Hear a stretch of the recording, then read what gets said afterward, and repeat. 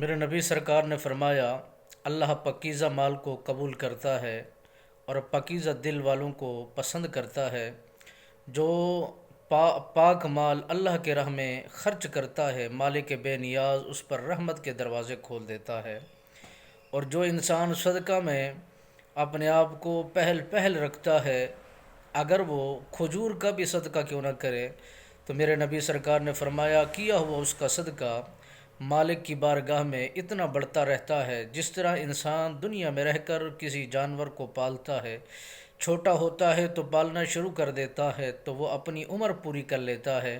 میرے خالق و مالک نے فرمایا جب بندہ مومن صدقہ کسی چیز کا بھی کرتا ہے تو ہم اس کے اندر اتنا بڑھا دیتے ہیں اور اسے اتنا بڑا کر دیتے ہیں کہ احد پہاڑ سے بھی وہ صدقہ تجاوز کر جاتا ہے، یعنی اتنا بڑا ہو جاتا ہے۔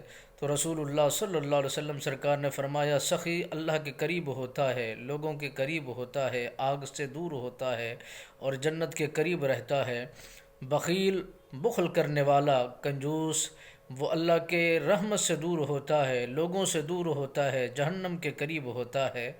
یعنی صدقہ کرنا مالک بے نیاز کو پسند ہے، اور میرے نبی سرکار کا یہ فعل مبارک ہے کہ جو بھی صدقہ کرتا ہے اس کی تمام تر پریشانیاں دور ہو جاتی ہیں، زمینی آسمانی بلیات سے مالک بے نیاز اس کو اس صدقہ کرنے کی وجہ سے پاک صاف کر دیتا ہے۔ صدقہ کرنے سے مال کم نہیں ہوتا بلکہ مال میں اضافہ ہو جاتا ہے۔